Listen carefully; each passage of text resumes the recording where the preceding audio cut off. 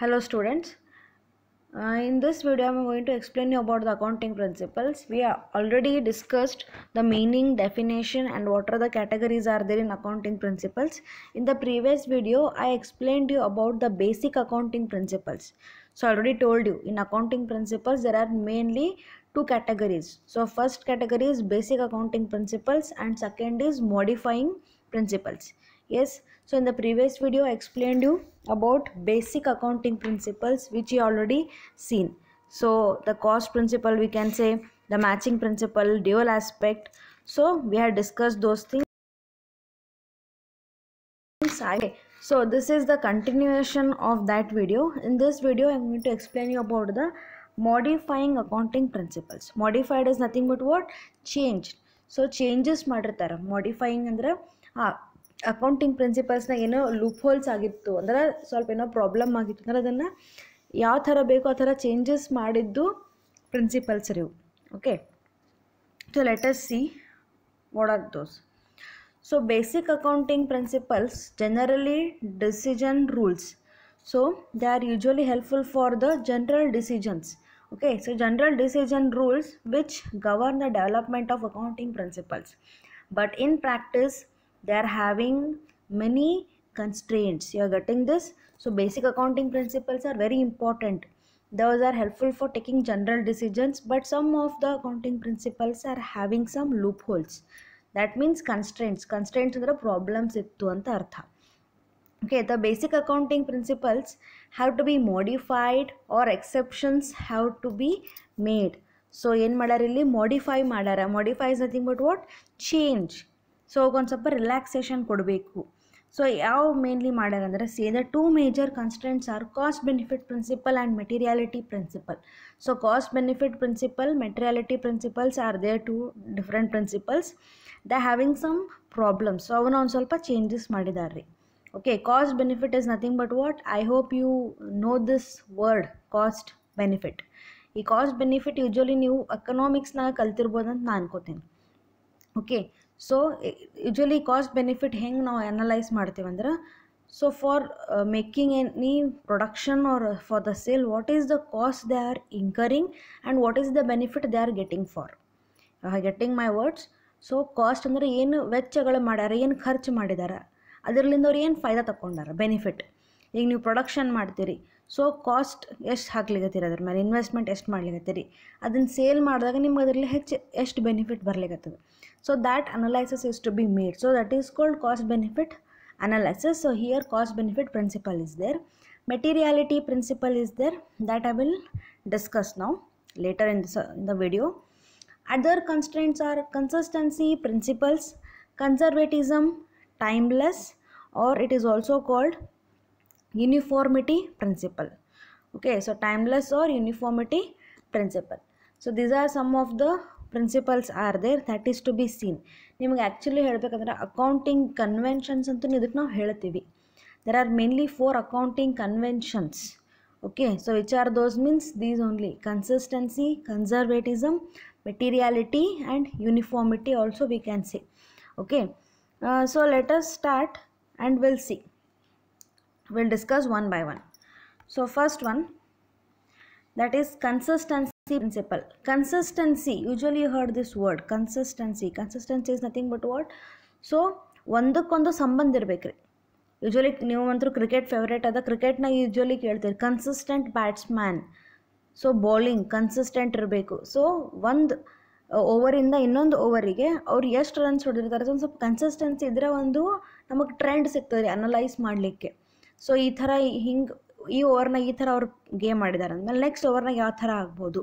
So ಆ ಥರ ಅವ್ರು ಏನು ಮಾಡ್ತಾರೆ, they can able to make the judgement for that. So here consistent principle, it says about the methods and procedures which we are using in preparation of accounts. So see here, the accounting principles are methods. Methods should remain unchanged from one accounting year to another accounting year. So accounting principles is nothing but what? So whatever methods, procedures we are following, so accounting methods ಏನು follow ಮಾಡ್ತೀವಲ್ರಿ ಅಂದರೆ example valuation of inventory, stock valuation ಮಾಡಲಿಕ್ಕೆ ಲೀಫೋ method FIFO method ಅದ. ಈಗ ಒಂದು ವರ್ಷಕ್ಕೆ ನಾವು ಲೀಫೋ method fix ಮಾಡಿ ಇನ್ನೊಂದು ವರ್ಷಕ್ಕೆ ಫಿಫೋ ಮೆಥಡ್ ಮಾಡೋಂಗಿಲ್ಲ. ಒಮ್ಮೆ ಫಿಕ್ಸ್ ಮಾಡಿದ್ಮೇಲೆ ಅದನ್ನೇ ಯೂಸ್ ಮಾಡೋದು. ಡೆಪ್ರಿಸಿಯೇಷನ್ಗೆ ರಿಟರ್ನ್ ಡೌನ್ ವ್ಯಾಲ್ಯೂ ಮೆಥಡ್ ನಾವು ಫಾಲೋ ಮಾಡಿದರೆ ರಿಟರ್ನ್ ಡೌನ್ ವ್ಯಾಲ್ಯೂ ಮೆಥಡೇ ಫಾಲೋ ಮಾಡೋದು. ಅಂದರೆ ಇಟ್ ಶುಡ್ ಬಿ ಸೇಮ್, ಅದನ್ನು ಚೇಂಜ್ ಮಾಡಬಾರ್ದು. 1 ಇಯರ್ಗೆ ಒಂದು ಪ್ರೊಸೀಜರ್ ಫಾಲೋ ಮಾಡಿ ಇನ್ನೊಂದು ಇಯರ್ಗೆ ಇನ್ನೊಂದು ಪ್ರೊಸೀಜರ್ ಮಾಡಬಾರ್ದು. So that only here they are saying. So accounting practices or methods should remain unchanged from one accounting year to another accounting year. So ಒಂದು accounting year ಇಂದ ಇನ್ನೊಂದು accounting yearಗೆ ಚೇಂಜ್ ಮಾಡಬಾರ್ದು. It should remain unchanged. This helps the management to compare business results from one accounting year with that of another accounting year. Okay, so ಏನಾದ್ರು ನಾವು changes ಮಾಡಿಲ್ಲ ಅಂದ್ರೆ ನಮಗೆ comparison ಮಾಡಿದಾಗ ರಿಸಲ್ಟ್ ಈಸಿಲಿ ಗುರುತಾಗ್ತದೆ. If we go for making the changes continuously, then we can't able to analyze the correct performance of the business. Yes, so if we are practicing same procedure, same rules and regulations, then it is helpful for the comparison. So now ಒಂದು accounting ಇಯರ್ದು ಇನ್ನೊಂದು accounting year ಅಂದರೆ example 2015 2016 ರಿಸಲ್ಟ್ಸನ್ನು compare ಮಾಡ್ತೀನಿ. ಒಂದು ಕಂಪ್ನಿದು A company ಅಂತ example ತೊಗೋತೀನಿ. So A ಕಂಪ್ನಿದು 2015-16 results compare ಮಾಡ್ತೀನಿ. ಅವಾಗ ನಾನು ರಿಸಲ್ಟ್ಸ್ ನನಗೆ ಕರೆಕ್ಟ್ ಸಿಗ್ತದೆ ರೀ, ಅಂದರೆ ಈ ವರ್ಷದಿಂದ ಆ ವರ್ಷಕ್ಕೆ ಏನೇನು ಚೇಂಜಸ್ ಆಗ್ಯದ ಅಂಥೇಳಿ. ಆ್ಯಂಡ್ ಆ ಕಂಪ್ಯಾರಿಸನ್ ಮಾಡೋ ಮುಂದಾಗ ನಾ ಏನು ನೋಡಬೇಕು ಅಂದರೆ ನಾ ಏನು ರೂಲ್ಸ್ ಫಾಲೋ ಮಾಡಿಲ್ಲ 2015ಗೆ 16ಕ್ಕೂ ಅವೇ ರೂಲ್ಸ್ ಅಪ್ಲಿಕೇಬಲ್ ಆಗಿರಬೇಕು. ಮೆಥಡ್ಸ್ ಫಾಲೋ ಇರ್ಬೋದು ಅಥವಾ ನಾ ಏನು ರೂಲ್ಸ್ ಅಂದ್ಕೊಂಡಿರ್ತೀನಲ್ಲ ಅದು ಸೇಮ್ ಇರಬೇಕು. It should not be change ಆಯಿತು ಅಂದರೆ ನಮ್ಗೆ ರಿಸಲ್ಟ್ ಕರೆಕ್ಟ್ ಸಿಗೋದಿಲ್ಲ. ಒಂದು ಎಕ್ಸಾಂಪಲ್ ಕೊಡಬೇಕಂದ್ರೆ ನೀವು BCom ಸೆಕೆಂಡ್ ಸೆಮ್ ಇದ್ದೀರಿ, ನಿಮ್ಮ ರಿಸಲ್ಟನ್ನು ನಾನು BCA ಸೆಕೆಂಡ್ ಸೆಮ್ ಜೊತೆ ಕಂಪೇರ್ ಮಾಡಿದರೆ ನನಗೆ ಕರೆಕ್ಟ್ ರಿಸಲ್ಟ್ ಸಿಗೋದಿಲ್ಲ. But if I compare BCom second sem student with BCom second sem student only, so ಈಗ ನಿಮ್ಮ ಕ್ಲಾಸ್ನಾಗೆ ಒಂದು ಹುಡುಗ ಅಥವಾ ಹುಡುಗಿ ಪರ್ಫಾರ್ಮೆನ್ಸ್ನ ಕಂಪೇರ್ ಮಾಡಿದರೆ I can get the correct result. I can't compare the BCom second sem student with BCA second sem student. ಹಂಗೆ compare ಮಾಡಿದಾಗ ನಂಗೆ ರಿಸಲ್ಟ ಕರೆಕ್ಟ್ ಸಿಗೋದಿಲ್ಲ. I hope you are getting this. So see next one, if the accounting methods are frequently changed, comparison of its financial statements for one period with those of another period would be difficult. So if we go for changing it continuously, frequently, so ಮೇಲೆ change ಮಾಡ್ತಾ ಹೋಯಿದ್ವಿ ಅಂದ್ರೆ, so ಏನಾರು change ಮಾಡ್ತಾನೆ ಹೋದೆ usually ಅಂತಂದ್ರೆ then what happens here, it becomes difficult for me to make the comparison. So example, principle of valuation of stock, principle of charging depreciation, ಈ ಥರ examples. So valuation of inventory ಮಾಡಿದ್ರೆ ನಮ್ಗೆ FIFO method ಲೀಫೋ method ಅದ, ಆ್ಯನಿವಿಟಿ method ಅದ. ನಮಗೆ ಯಾವ್ದು ಬೇಕಾದ್ರೆ ನಾವು ಏನು ಮಾಡ್ತೀವಿ, ಫಾಲೋ ಮಾಡ್ತೀವಿ. And even principle of for the charging depreciation, so I can follow any of the method. So I am having various methods, I can go for switching which I required. Okay, so but ಒಮ್ಮೆ ನಾನು select ಮಾಡಿದ್ಮೇಲೆ ಆದಷ್ಟು ಅದನ್ನೇ maintain ಮಾಡಲಿಕ್ಕೆ try ಮಾಡಬೇಕು. So should be remain constant from year to year so as to make comparison possible. So it is helpful for the comparison. So see here, there are 3 types of comparisons actually. ಅದನ್ನು ಇಲ್ಲಿ ವಿಡಿಯೋನಾಗ mention ಮಾಡಿಲ್ಲ, ನಿಮ್ಗೆ ನಾ ಹೇಳಕತ್ತೀನಿ ಕೇಳ್ರಿ. there are mainly 3 types of comparison, or we can say, sorry, consistency we can say. Okay, so what are the 3 types? So first one is vertical consistency, horizontal consistency, and third dimensional consistency. So one by one.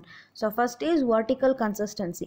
Vertical consistency is nothing but what, in the same accounting year. Vertical consistency ಅಂದ್ರೆ ಒಂದೇ accounting period ಒಳಗೆ, ಈಗ ಒಂದೇ ವರ್ಷ 2015 accounts ಮಾಡ್ಲಿಕ್ಕತ್ತೇನೆ ರೀ, ಅದರಾಗೆ ನಾ ಏನು ಮಾಡ್ತೀನಿ, 2 ಪೀರಿಯಡ್ ಮಾಡ್ಕೋತೀನಿ, 2 ಟೈಮಿಂಗ್ ಮಾಡ್ಕೋತೀನಿ. ಅಂದರೆ 6 ಮಂತ್ಸದು ಒಂದು 6 ಮಂತ್ಸ್ ಒಂದು ಅಂಥೇಳಿ.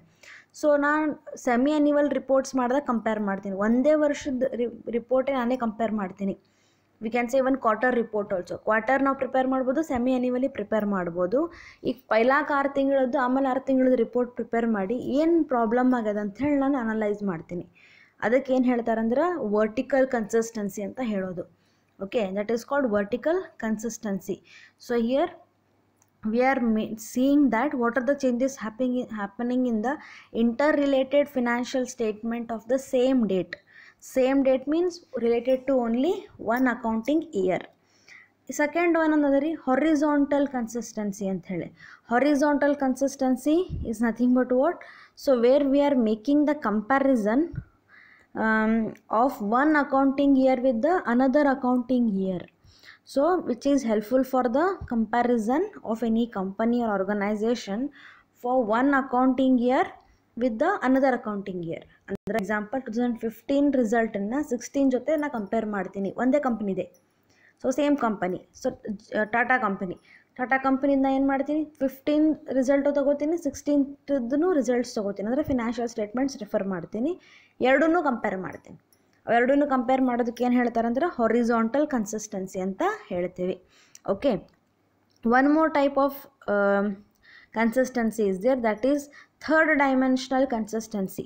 Third dimensional consistency is nothing but what, so where the company will make the comparison of his company with another company in the same industry. So same industry, ಒಂದೇ industry ಒಳಗೆ ತನ್ನ ಪರ್ಫಾರ್ಮೆನ್ಸನ್ನು, company ತನ್ನ ಪರ್ಫಾರ್ಮೆನ್ಸನ್ನು ಇನ್ನೊಂದು company ಜೊತೆ compare ಮಾಡ್ಕೋತದ in the same industry. So ನಿಮ್ಗೆ ನಾ ಹೇಳಿದೆ ಆಗಲೇ, so BCom second sem student ರಿಸಲ್ಟನ್ನು BCom ಸೆಕೆಂಡ್ ಸೆಮ್ ಸ್ಟೂಡೆಂಟ್ ಜೊತೆ ನಾನು ಏನು ಮಾಡಬೇಕು, ರಿಸಲ್ಟನ್ನು ಕಂಪೇರ್ ಮಾಡ್ಕೋಬೇಕು. Because the subjects are same, the class is same, and teaching methodology is also same, even teachers are also same. So ಆ ಥರ ಇದ್ದಾಗ ಓಕೆ. ಒನ್ ಮೋರ್ ಏನು ಹೇಳಬೇಕು ಅಂದ್ರೆ, ನಮ್ಮ ಕಾಲೇಜ್ ಲೈಕ್ ವೇದಾಂತ್ ಕಾಲೇಜ್ನಾಗಿನ BCom ಸೆಕೆಂಡ್ ಸೆಮ್ ಸ್ಟೂಡೆಂಟ್, ಈಗ ನಾ BCom ಸೆಕೆಂಡ್ ಸೆಮ್ ವೇದಾಂತ್ ಕಾಲೇಜ್ನಾಗಿನ ಸ್ಟೂಡೆಂಟ್ ಪರ್ಫಾರ್ಮೆನ್ಸ್ ದರ್ಬಾರ್ನಾಗಿಂತ ಸ್ಟೂಡೆಂಟ್ ಜೊತೆ ಕಂಪೇರ್ ಮಾಡ್ಬೋದು, ಅಲ್ಲಿನೂ BCom ಸೆಕೆಂಡ್ ಸೆಮ್ ಸ್ಟೂಡೆಂಟ್ ಇರ್ತಾರಲ್ಲ ಅವ್ರ ಜೊತೆ. So that we have to see, that is also called as third dimensional consistency. Okay, so vertical consistency means 1 year performance only compared, ಒಂದೇ ವರ್ಷದ ರಿಸಲ್ಟನ್ನೇ ಕ್ವಾರ್ಟರ್ ಅಥವಾ ಸೆಮಿ ಆನ್ಯುವಲಿ ಡಿವೈಡ್ ಮಾಡಿ compare ಮಾಡೋದು, 3 ತಿಂಗಳು ಅಥವಾ 6 ತಿಂಗಳದ್ದು.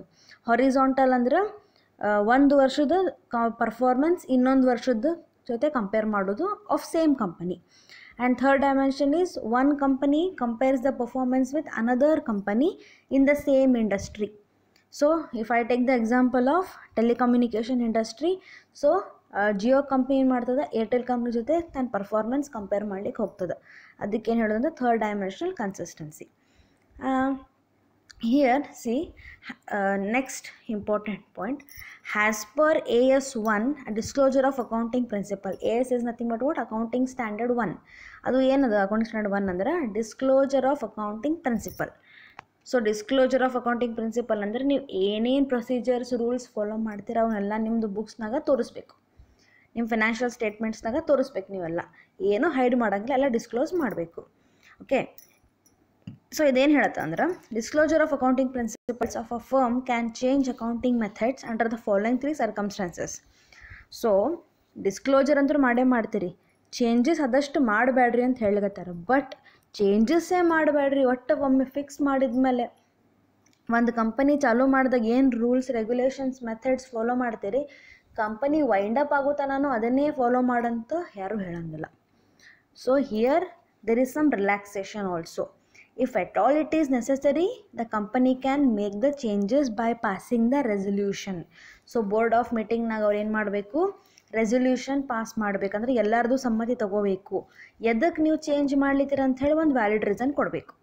ಆ ಮೆಥಡ್ ಏನು ಚೇಂಜ್ ಮಾಡ್ತೀರಿ, ಸೊ ಒಂದು ಎಕ್ಸಾಂಪಲ್ ಕೊಡಬೇಕಂದ್ರೆ ಡೆಪ್ರಿಸಿಯೇಷನ್ ನೀವು return down value method follow ಮಾಡ್ತೀರಿ, ಇದು ನಿಮ್ಗೆ ಅದು ಬೇಡ ಅಂಥೇಳಿ ಸ್ಟ್ರೇಟ್ ಲೈನ್ ಮೆಥಡ್ ಹೋಗ್ಬೇಕಂತ ಮಾಡೀರಿ, ಅದು ಎದಕ್ಕೆ ಚೇಂಜ್ ಮಾಡ್ತೀರಿ, ರೀಸನ್ ಬೇಕು. ಓಕೆ, ಸೊ ಅದೇ ಥರ ಇಲ್ಲಿ there are mainly 3 different stages are there, means 3 different conditions are there. Under these things you can able to make the changes in accounting principles. New methods na change ಮಾಡಬಹುದು. Which are those 3 here? First one, change in the law. So in case law ಒಳಗೆ change ಮಾಡಿದ್ರು, law ಅಂದ್ರೆ ಏನ್ರಿ, so which everyone has to follow, is it? So lawನೇ change ಮಾಡಿದ್ರು, ಈಗ lawನೇ ಹೇಳ್ತಾರೆ ಈ ಥರ ಫಾಲೋ ಮಾಡೋಂಗಿಲ್ಲ, ಹಿಂಗೆ ಫಾಲೋ ಮಾಡಬೇಕು ಅಂಥೇಳಿ. ಒಂದು ಎಕ್ಸಾಂಪಲ್ ಕೊಡಬೇಕಂದ್ರೆ GST ಬಂತ್ರಿ, GST ಬಂದಾಗ ಏನಾಯಿತು, ಅಕೌಂಟಿಂಗ್ ಪ್ರೊಸೀಜರ್ ಸ್ವಲ್ಪ ಚೇಂಜ್ ಆದವು, ಅವರೆಲ್ಲ ಮೇಂಟೆನೆನ್ಸ್ ಆಫ್ ಬಿಲ್ಸ್, ಅವರೆಲ್ಲ ಏನು ಡಾಕ್ಯುಮೆಂಟ್ಸ್ ಕಳಿಸ್ತಾರೆ ಅವೆಲ್ಲ ಸ್ವಲ್ಪ ಚೇಂಜ್ ಆಯಿತು. ನೆಕ್ಸ್ಟ್ ಸೆಕೆಂಡ್ ಒನ್ ಏನದ ರೀ, change in relevant accounting standards. So accounting standards ಏನಾರ ಫಾಲೋ ಮಾಡ್ತಾರಲ್ಲ ಅದರೊಳಗೆ ಏನಾರ ಚೇಂಜಸ್ ಮಾಡಿದ್ರು ಅಂದ್ರೆ, so accounting standards are nothing but what these are the basic rules which every company has to follow, which should help in maintaining the consistency. So consistency ಅಥವಾ uniformity, transparency ಅಂತ ಹೇಳ್ಬೋದು. Transparency ಅಂದರೆ ನಿಮ್ಮ results ಎಲ್ಲ clear ಇರ್ತದೆ, ಅಲ್ಲಿ ಏನೂ problem ಇರೋದಿಲ್ಲ. ಸೊ ಒಂದು ಕಂಪ್ನಿ ಜೊತೆ ಇನ್ನೊಂದು ಕಂಪ್ನಿ ಪರ್ಫಾರ್ಮೆನ್ಸ್ ಕಂಪೇರ್ ಮಾಡಿರಿ, ಅಥವಾ ಹೊರಗಿನ ಕಂಟ್ರಿ ಒಳಗಿನ ಕಂಪ್ನಿ ಜೊತೆ ಪರ್ಫಾರ್ಮೆನ್ಸ್ ಕಂಪೇರ್ ಮಾಡಿರಿ, ಇಟ್ ವಿಲ್ ಡಸಂಟ್ ಎಫೆಕ್ಟ್. ಯಾಕಂದರೆ ನಿಮ್ದೆಲ್ಲ ಕ್ಲಿಯರ್ ಇರ್ತದೆ. ಅದು ಅಕೌಂಟಿಂಗ್ ಸ್ಟ್ಯಾಂಡರ್ಡ್ ಹೆಲ್ಪ್ ಮಾಡ್ತದೆ ರೀ. ಸೊ ಅಕೌಂಟಿಂಗ್ ಸ್ಟ್ಯಾಂಡರ್ಡೇ ಚೇಂಜ್ ಮಾಡ್ತು ಅಂತಂದ್ರೆ ಮೆಥಡನ್ನು ನೀವು ಅದನ್ನು ಅಡಾಪ್ಟ್ ಮಾಡಿಕೊಳ್ಳೇಬೇಕು. ಆ ಥರ ಕಂಡೀಷನ್ನಾಗೂ ಚೇಂಜಸ್ ಮಾಡ್ಬೋದು. ಸೊ ಆ್ಯಕ್ಚುಲಿ ಅಕೌಂಟಿಂಗ್ ಸ್ಟ್ಯಾಂಡರ್ಡ್ ಏನು ಹೇಳತ್ತದಂದ್ರೆ, the company has to follow LIFO method for valuation of stock. Accounting ಸ್ಟ್ಯಾಂಡರ್ಡೇ ಹೇಳ್ತದೆ ರೀ, FIFO ಮೆಥಡ್ ಮಾಡಬೇಡ್ರಿ, LIFO ಮೆಥಡ್ ಮಾಡಿರಿ ಅಂತ ಹೇಳ್ತದೆ. ಮತ್ತು ಇನ್ನೊಂದಂದ್ರೆ ಡೆಪ್ರಿಸಿಯೇಷನ್ ಕ್ಯಾಲ್ಕುಲೇಷನ್ ಮಾಡ್ಲಿಕ್ಕೆ usually written down value method ಮಾಡಿರಿ, ಸ್ಟ್ರೇಟ್ ಲೈನ್ ಮೆಥಡ್ ಮಾಡಬೇಡ್ರಿ ಅಂತ ಹೇಳ್ತಾರೆ. ರಿಟರ್ನ್ ಡೌನ್ ವ್ಯಾಲ್ಯೂ ಮೆಥಡ್ ಅಂದ್ರೆ, ಸೊ ಪ್ರತಿ ವರ್ಷದ ಎಷ್ಟೆಷ್ಟು ನೀವು ಉಪಯೋಗ ಮಾಡ್ಕೊಂಡಿರ್ತಿರಲ್ಲ ಅದ್ರ ವ್ಯಾಲ್ಯೂ ಅಷ್ಟನ್ನು ಡಿಡಕ್ಟ್ ಮಾಡ್ತಾ ಹೋಗೋದು. ಅಂದರೆ ಸೇಮ್ ಡೆಪ್ರಿಸಿಯೇಷನ್ ಹಾಕಲ್ಲ. ಸೊ ಅದು ವ್ಯಾಲ್ಯೂ ರೆಡ್ಯೂಸ್ ಆಗ್ತಾ ಹೋಗ್ತದಲ್ಲ, ರೆಡ್ಯೂಸ್ ಆಗಿದ್ದು ವ್ಯಾಲ್ಯೂ ಆಫ್ ಮೆಷಿನರಿ ಅಥವಾ ಅಸೆಟ್ ಮೇಲೆ ನೀವೇನು ಮಾಡ್ತೀರಿ, ಡೆಪ್ರಿಸಿಯೇಷನ್ ಚಾರ್ಜ್ ಮಾಡ್ತೀರಿ. ಸೊ ಅದನ್ನು ಅವ್ರು ಹೇಳ್ತಾರೆ. Next another changes we can make, that change in required in the interest of the company. Even company is not comfortable with any kind of method or procedure which they are following, they can able to make the changes. ಅವ್ರು ಬೇಕಾದರೆ ಒಂದು ಸ್ವಲ್ಪ changes ಮಾಡ್ಕೋಬೋದು. If at all they can't able to make any adjustment, ಏನಾರು ಅವ್ರಿಗೆ comparison problem ಮಾಡ್ಲಿಕ್ಕತ್ತು, ಭಾಳ ಏನಾರು problem ಇತ್ತು ಅಂದರೆ ಅವರು ಯಾವ್ದಾರ ಮೆಥಡನ್ನು ಚೇಂಜ್ ಮಾಡ್ಬೋದು. So AS1 is providing this thing. I hope you are getting. So what are the benefit of consistency principles here? This principle makes the data more comparable and more useful. Yes. So ಮಾಡ್ತೀವಲ್ಲ, so ಅದು consistency principal ಏನು ಹೇಳುತ್ತೆ ಅಂದರೆ, helps in comparing the data, so comparable more useful. So ಏನೇನು data use ಮಾಡ್ತೀವಿ ಅದು ನಮಗೆ ಹೆಚ್ಚು ಯೂಸ್ಫುಲ್ ಇರ್ತದೆ, ಕಂಪ್ಯಾರಿಸನ್ ಮಾಡಲಿಕ್ಕೂ ಯೂಸ್ಫುಲ್ ಇರ್ತದೆ. Next, the scope for manipulation accounting figures is reduced. So manipulation ಮಾಡೋದು ಕಡಿಮೆ ಆಗ್ತದೆ. ಮ್ಯಾನಿಪುಲೇಷನ್ ಅಂದರೆ ಚೇಂಜ್ ಮಾಡೋದು, ಇದ್ದಿದ್ದಿರ್ಲಾರ್ದೆಲ್ಲ ತೋರಿಸ್ಬಿಡೋದು ಫಿನಾನ್ಷಿಯಲ್ ಸ್ಟೇಟ್ಮೆಂಟ್ಸ್ನಾಗ. ನಿಮ್ಮ ಫಿನಾನ್ಷಿಯಲ್ ಸ್ಟೇಟ್ಮೆಂಟ್ನಾಗ ಏನು ಹೇಳ್ತೀರಂದ್ರೆ, ನಿಮ್ಮ ಕಡೆ 4 ಮಿಷಿನರೀಸ್ ಅವ ಅಂತ ತೋರಿಸ್ತೀರಿ. ಅಲ್ಲಿ ಹೋಗಿ ಖರೇನೆ ಮ್ಯಾನುಫ್ಯಾಕ್ಚರಿಂಗ್ ಯೂನಿಟ್ ಒಳಗೆ ನೋಡಿದರೆ 2 ಮಷಿನರಿ ಇರ್ತಾವೆ, ಸುಮ್ಮನೆ ತೋರಿಸೋದ್ರಿ. ಅದಕ್ಕೆ ನಂತರ ಮ್ಯಾನಿಪುಲೇಷನ್ ಅಂತ ಹೇಳಿ. ನಿಮ್ಮದು ಬ್ಯಾಲೆನ್ಸ್ ಶೀಟ್ನಾಗ ಲಯಬಿಲಿಟಿ ಸೈಡ್ ಬ್ಯಾಂಕ್ ಲೋನ್ ಭಾಳ ಇರ್ತದೆ ರೀ. ಲೈಕ್ ಎಕ್ಸಾಂಪಲ್ 5 ಲಕ್ಷ ಇರ್ತದೆ, ಅವ್ರು ಎಷ್ಟು ತೋರಿಸ್ತಾರೆ ಫಿನಾನ್ಷಿಯಲ್ ಸ್ಟೇಟ್ಮೆಂಟ್ನಾಗ ಅಂದ್ರೆ 3 ಲಕ್ಷ ಅಂತ ತೋರಿಸ್ತಾರೆ, 2 ಲಕ್ಷ ಕಡಿಮೆ ತೋರಿಸ್ತಾರೆ, ಲಯಬಿಲಿಟಿ ನಮ್ಮದು ಕಡಿಮೆ ಅದ ಅಂಥೇಳಿ. ಅಸೆಟ್ ಎಕ್ಸಾಂಪಲ್ ಕೊಡಪ್ಪ ಅಂದ್ರೆ cash in hand. So cash in hand balance ಶೀಟ್ನಾಗ ಬರೀತಾರೆ ರೀ 2 ಲಕ್ಷದ ಅಂಥೇಳಿ, ಬಟ್ ಆ್ಯಕ್ಚುಲಿ ವೆರಿಫೈ ಮಾಡಿರೋರು ಕೂಡ ಬರೀ 50,000 ರೂಪಾಯಿ ಇರ್ತದೆ. So like this they will go for manipulating is nothing but what changes. So existing result are hidden. So ಏನು ಎಕ್ಸಿಸ್ಟಿಂಗ್ ಪರ್ಫಾರ್ಮೆನ್ಸ್ ಅದನ್ನೇನು ಮಾಡ್ತಾರೆ, ಹೈಡ್ ಮಾಡ್ತಾರೆ. They try to hide that actual performance and they will show something different. ಇದಕ್ಕೆ window dressing ಅಂತಲೂ ಹೇಳ್ತಾರೆ. Okay, so it is also one of the thing, with the help of consistency principle it can be reduced.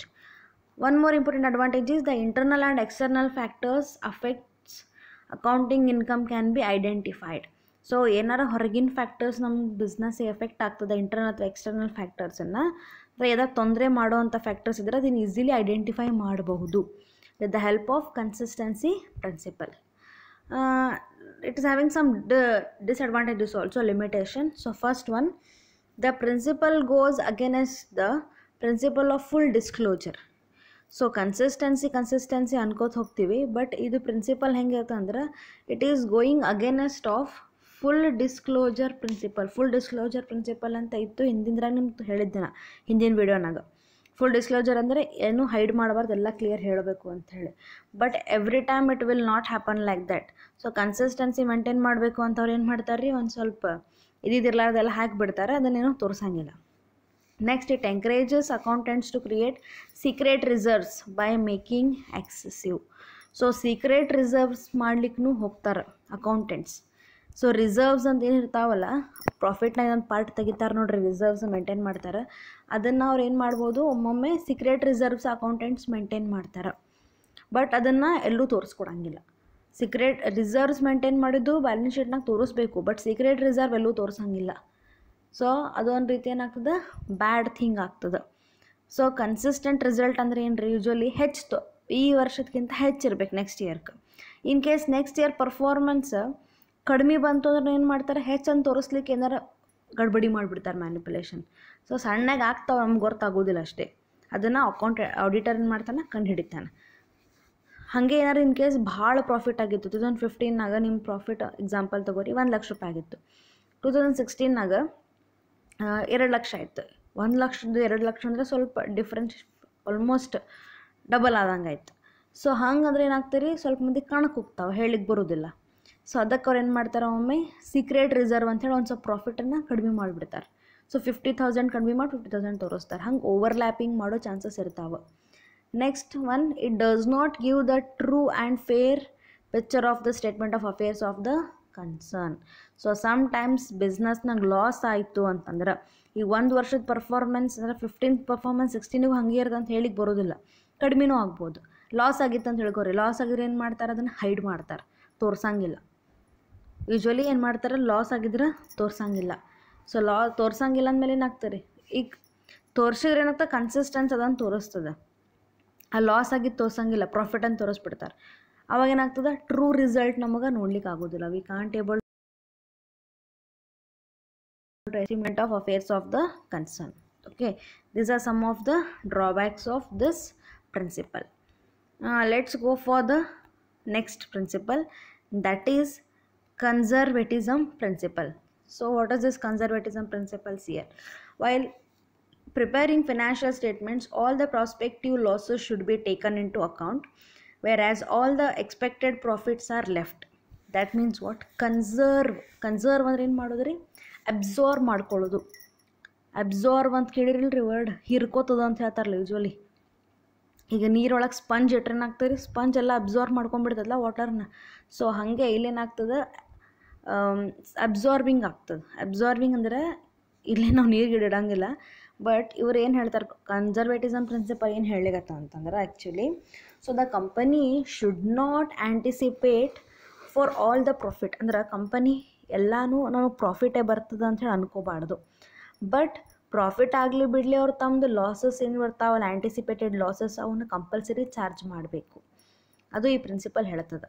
So company ಎಲ್ಲ ಟೈಮ್ನಾಗ profit, starting stage ಒಳಗೆ company ಒಮ್ಮೆ profit ಮಾಡಂಗಿಲ್ಲ ರೀ.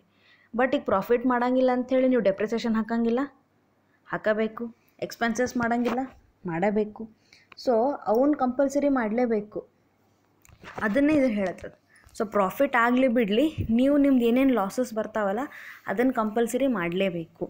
So let us see, while preparing financial statements, all the prospective losses should be taken into account, whereas all the expected profits are left. So ಏನು ಹೇಳೋದಂದ್ರೆ, prospective losses ಅಂದ್ರೆ losses ಆಗೋ ಅಂಥವು ಏನೇನವಲ್ಲ ಅವನ್ನ ನೀವು consider ಮಾಡಲೇಬೇಕು. Should be taken into account, should be considered into account. But where all the expected profits are left. ಪ್ರಾಫಿಟ್ಸನ್ನು ನೀವು ಬಿಟ್ಬಿಡಬೇಕು. ಅಂದರೆ ಪ್ರಾಫಿಟ್ ಆದ್ರದ್ದು ಮಾಡೋದು, ಬಟ್ ಆದರೆ ನಾ ಎಕ್ಸ್ಪೆನ್ಸಸ್ ಹಾಕ್ತೀನಿ ಅಲ್ಲ, ಅದನ್ನು ಮಾಡಬಾರ್ದು. ಈಗ ನಿಮ್ಮ ಬಿಸ್ನೆಸ್ನಾಗ ಲಾಸ್ ಆಯ್ತು ಅಂಥೇಳಿ ನೀವು ಸ್ಯಾಲ್ರಿನೇ ಕೊಡೋಂಗಿಲ್ಲ, ಕೊಡ್ತೀರಿಲ್ರಿ ಸ್ಯಾಲ್ರಿ ಕೊಡಲೇಬೇಕು. ಸೊ ಅದೇ ರೀತಿ ಇದು, the financial position of the firm should be shown neither better ನಾರ್ worst than what actually it is necessary to provide for all the possible losses. So company should go for providing all kind of losses, means anticipated. ಯಾವ ಥರ losses ಆಗುವಂಥ chances ಇದಾವಲ್ಲ ಅವನ್ನೆಲ್ಲ provide ಮಾಡಲೇಬೇಕು. Making the profit ಬಿಡ್ತು ಸಂಬಂಧ ಇಲ್ಲ, but ನೀವು ಲಾಸ್ ಏನು ಬರ್ತಾವೆ ಮಾಡಲೇಬೇಕು. Like example C, provision for doubtful debts. So ಈಗ ಉದ್ರಿ ಮಾರಾಟ ಮಾಡಿರಿ, ಏನಾರು ಕೊಡಲೇ ಇಲ್ಲಪ್ಪ ಅವ್ರು ರೊಕ್ಕ ಅಂತಂದ್ರೆ ನಿಮ್ಮ ಬಿಸ್ನೆಸ್ಸಿಗೆ ಲಾಸ್ ಆಗ್ತದೆ. ಹಂಗಂತೇಳಿ ನೀವು ಪ್ರೊವಿಷನ್ ಮಾಡೋಂಗಿಲ್ಲ, ಪ್ರೊವಿಷನ್ ಮಾಡಲೇಬೇಕು. You have to make the provisions. Next, provision for taxation. So profit ಮೈನ್ಯೂಟೇ ಬರಲಿ, ಬಟ್ ಟ್ಯಾಕ್ಸ್ ಪೇಮೆಂಟ್ ಅಂತ ಮಾಡಲೇಬೇಕಲ್ಲ. ಟ್ಯಾಕ್ಸ್ ಪೇಮೆಂಟ್ ಮಾಡಬೇಕು ಅಂದ್ರೆ ಪ್ರೊವಿಷನ್ ಮಾಡ್ತೀರಿ. Next amortisation of intangible assets. Amortisation is nothing but what? So it is one kind of depreciation. So intangible assets ಮೇಲೆ ಮಾಡೋದಕ್ಕೆ ಅಮರ್ಟೈಸೇಷನ್ ಅಂತ ಹೇಳ್ತೀವಿ. ಟ್ಯಾಂಜಿಬಲ್ ಅಸೆಟ್ಸ್ ಮೇಲೆ ಮಾಡೋದಕ್ಕೆ ಡೆಪ್ರಿಸಿಯೇಷನ್ ಅಂತ ಹೇಳ್ತೀವಿ. That means return in the value of the asset. So return down value, ಕಡಿಮೆ ಆಗೋದು ವ್ಯಾಲ್ಯೂ. ಓಕೆ, ಸೊ ಡೆಪ್ರಿಸಿಯೇಷನ್ ಯಾರ ಮೇಲೆ ಮಾಡ್ತೀವಿ ಯೂಶ್ವಲಿ ಅಂದ್ರೆ ಫಿಕ್ಸ್ಡ್ ಅಸೆಟ್ಸ್ ಮೇಲೆ, which can be seen that is tangible. So intangible assets ವ್ಯಾಲ್ಯೂನು ರೆಡ್ಯೂಸ್ ಆಗಿ ಆಗ್ತಾವೆ, ಗುಡ್ ವಿಲ್, ಪೇಟೆಂಟ್ಸ್ ಎಲ್ಲ. ಅದ್ರ ಮೇಲೆ ಏನು ಮಾಡ್ತೀವಿ? ಅಮರ್ಟೈಸೇಷನ್, ಅದನ್ನು ಪ್ರೊವೈಡ್ ಮಾಡಬೇಕು. And provision for discount on debtors. See debtors quick payment ಮಾಡಲಿ ಅಂಥೇಳಿ ಅವರಿಗೆ ಡಿಸ್ಕೌಂಟ್ ಕೊಡ್ತೀರಿ, ಅದನ್ನು ಪ್ರೊವಿಷನ್ ಮಾಡಲೇಬೇಕು. So like this you have to make all these kind of losses. ಇವೆಲ್ಲ ಒಂದು ರೀತಿ ಲಾಸೇ ಬಿಸ್ನೆಸ್ಗೆ, ಅದನ್ನು ನೀವು ಪ್ರೊವೈಡ್ ಮಾಡಲೇಬೇಕು. So in simple what I want to say, see it means that the anticipated profits are ignored where the anticipated losses are provided.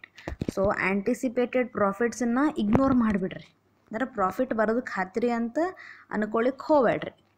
It is uncertain, profit may come, may not, but anticipated losses are definitely provided. So anticipated profit are ignored, whereas the anticipated losses are provided while preparing the financial statements.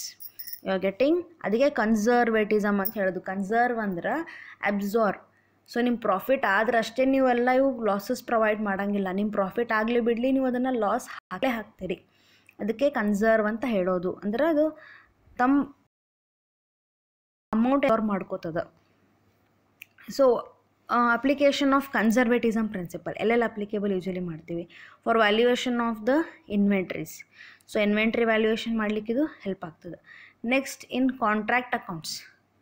So contract accounts ಒಳಗೆ ಏನಾಗ್ತದೆ ರೀ, ಅಲ್ಲಿ profit ಅಲ್ಲಿ usually ಏನಾಗ್ತದೆ, contract ಹೆಂಗೆ ನಡೀತಾವೆ ಅಂದರೆ usually ಒಂದೇ ಇರೋ ಮುಗಿಯಲ್ರಿ.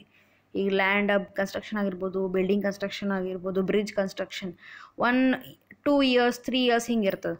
ಸೊ ಆ 3 years ತನಕ ನೀವೇನು ಲಾಸಸ್ ಹಾಕೋದಿಲ್ಲ, ಹಾಕಲೇಬೇಕಲ್ರಿ. ಸೊ ಅದನ್ನು ಹೆಂಗೆ ಹಾಕಬೇಕಂದ್ರೆ based upon the work completed. So like that you have to C.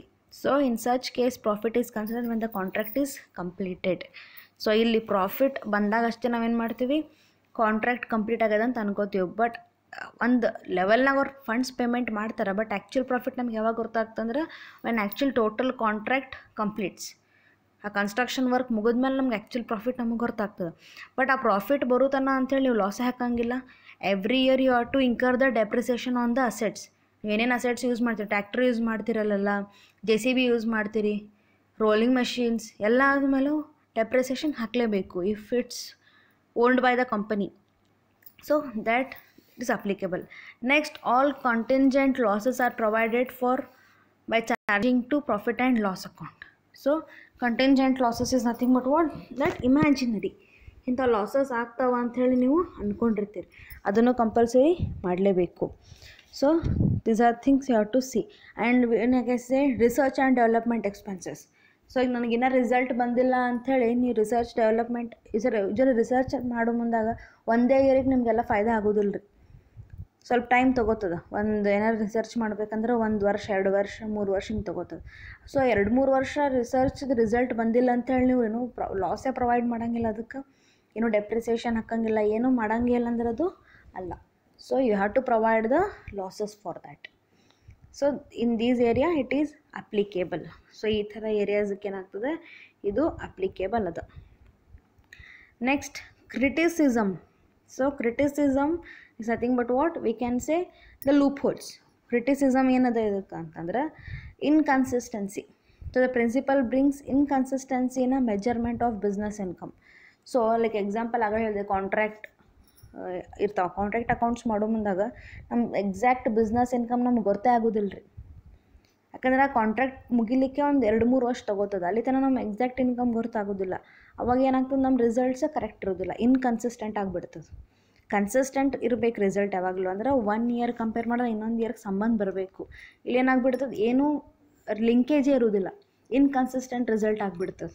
ಮತ್ತು ಏನಾಗ್ತದೆ, ಪ್ರತಿ ವರ್ಷ ನೀವೆಲ್ಲ ಲಾಸಸ್ ಕೊಡ್ತೀರಿ, ಫಾಯ್ದಾ ಒಂದೇ ವರ್ಷ ಬರ್ತದೆ ನಿಮಗೆ. ಸೊ ಹಂಗಾದಾಗ ಏನಾಗ್ತದೆ, ರಿಸಲ್ಟ್ಸ್ ನಮ್ಗೆ ಕರೆಕ್ಟ್ ಸಿಗೋದಿಲ್ಲ. ಅವಾಗ ಏನಾಗ್ತದೆ, ವೇರಿಯೇಷನ್ಸ್ ಆಗ್ಲಿಕ್ಕೆ ಸ್ಟಾರ್ಟ್ ಆಗ್ತಾವೆ. Next is what? Concealment.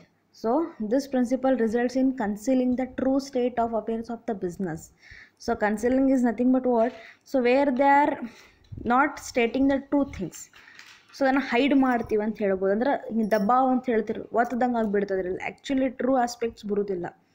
So statement of affairs of the business from outside users of accounting data has compared to the insiders. So we can say hiding up of the data. So sometimes ಏನು ಮಾಡ್ತಾರೆ, ಬಿಸ್ನೆಸ್ನಾಗಿನವರು ಹೊರಗಿನವರಿಗೆ loss ತೋರಿಸ್ಬಾರ್ದು, problem ಇರ್ತದೆ ಅಂತೇಳಿ ಏನು ಮಾಡ್ತಾರೆ, over stating ಮಾಡಿಬಿಡ್ತಾರೆ. That means we can ಸೆ manipulation, over stating the financial statement. So ಇದಕ್ಕಿಂತ ಹೆಚ್ಚು ತೋರಿಸ್ಬಿಡೋದು. ಅವಾಗ ಏನಾಗ್ತದೆ, ಔಟ್ಸೈಡರ್ಸಿಗೆ ಅಟ್ರ್ಯಾಕ್ಟ್ ಆಗ್ತದೆ, ಇನ್ಸೈಡರ್ಸಿಗೆ ಗೊತ್ತಾಗ್ತದೆ ಮ್ಯಾನಿಪುಲೇಷನ್ ಮಾಡೋದು ಅಂತ ಹೇಳಿ. ಸೊ ಆ ಥರ ಪ್ರಾಬ್ಲಮ್ ಆಗ್ತದೆ, ಅದನ್ನ ಕ್ರಿಟಿಸಿಸಮ್ ಮಾಡ್ಯಾರ್ರಿ. Next, violation of principle of full disclosure. So full disclosure principle ನಮ್ಗೇನು ಹೇಳುತ್ತೆ ಅಂದ್ರೆ, so whatever the things happens in the company, what are the rules followed, everything should be disclosed. But ಇಲ್ಲಿ ಅವ್ರು ಹಂಗೆ ಮಾಡೋಂಗಿಲ್ಲ. So this principle goes against the principle of full disclosure, which requires accounting reports. So which requires accounting reports to be for the persons whom they are met. So fully fair result ಇರಬೇಕು ಅಂತ ಹೇಳ್ತಾರೆ. Fair ಅಂದರೆ accurate, correct result ಅಂತ ಹೇಳಿ. Correct results ಇರೋಂಗಿಲ್ಲ, ಯಾಕಂದ್ರೆ ಅದ್ರಾಗ ನಮ್ಗೆ ಇಮಿಡಿಯೇಟ್ಲಿ ಪ್ರಾಫಿಟ್ ಬರೋದಿಲ್ಲ ರೀ. ಲಾಸಸ್ ಎಲ್ಲ ಪ್ರೊವೈಡ್ ಮಾಡಿರ್ತೀವಿ, ನಮ್ಮ ಪ್ರಾಫಿಟ್ ಕರೆಕ್ಟ್ ಬಂದಿರೋದಿಲ್ಲ ಅಂದರೆ ಏನಾಗ್ತದೆ, it will go against the full disclosure principle. So that's why is having some loopholes. See ಇವೆಲ್ಲ ಕಾನ್ಸೆಪ್ಟ್ಸ್ ನಿಮಗೆ ಕ್ಲಿಯರ್ ಆಗಬೇಕು ಅಂದರೆ ನೀವು ಮೇನ್ ಅಕೌಂಟಿಂಗ್ ಪ್ರಿನ್ಸಿಪಲ್ಸ್ ಏನವಲ್ಲ ಅದನ್ನು ಕ್ಲಿಯರ್ ಮಾಡ್ಕೊಳ್ಳೇಬೇಕು. ಅಟ್ಲೀಸ್ಟ್ ಅದರ ಮೀನಿಂಗ್ ತಿಳ್ಕೊರಿ ಸಾಕು. ಅಟ್ಲೀಸ್ಟ್ ಮೀನಿಂಗ್ ನಿಮಗೆ ಸೆಕೆಂಡ್ ಯೂನಿಟ್ ಕ್ಲಾಸ್ನಾಗ ಹೇಳೋ ಮುಂದಾಗ ಒಂದು ನಿಮಗೆ ಶೀಟ್ ಕೊಟ್ಟಿದ್ದೆ, ಜೆರಾಕ್ಸ್ ಮಾಡಿ ಇಟ್ಕೋರಿ ಅಂಥೇಳಿ. ಅಕೌಂಟಿಂಗ್ ಪ್ರಿನ್ಸಿಪಲ್ಸ್ ಕನ್ವೆನ್ಷನ್ಸ್ ಅಂತ ಇದ್ದು ಅವೇ ಇವನ್ನ ಎಕ್ಸ್ಪ್ಲೇನ್ ಮಾಡ್ಲಿಕ್ಕತ್ತೀನಿ. ಅದ್ರ ಮೀನಿಂಗಾರ ನಿಮಗೆ ಗೊತ್ತಿರಲಿ. ಮಿನಿಮಮ್ ಡ್ಯೂಯಲ್ ಆಸ್ಪೆಕ್ಟ್ ಅಂದ್ರೆ ಏನು, ಮ್ಯಾಚಿಂಗ್ ಪ್ರಿನ್ಸಿಪಲ್ ಅಂದ್ರೇನು, ರೆವೆನ್ಯೂ ರಿಕಾಗ್ನೈಸೇಷನ್ ಅಂದ್ರೇನು, ಮಿನಿಮಮ್ ಮೀನಿಂಗ್ ಗೊತ್ತಿತ್ತು ಅಂದ್ರೆ ಅಷ್ಟೇ ನಿಮ್ಗೆ ಇವನ್ನ ಎಲ್ಲ ಹೇಳೋದು ಅರ್ಥ ಆಗ್ತದೆ. ಒಂದು ಸ್ವಲ್ಪ ನೀವು ಪ್ರಯತ್ನ ಮಾಡಲೇಬೇಕು. Objectivity, evidence, full disclosure principal ಇವೆಲ್ಲ ಏನಂತ ಗೊತ್ತಿರಬೇಕು. Okay, so in this video this much is enough. In next video I explain you about the remaining modified accounting principles. I hope you are getting this, try to understand, and if you are not getting anything so please message me. doubts idre message madri, and naale assignment submission compulsory ಮಾಡಬೇಕು.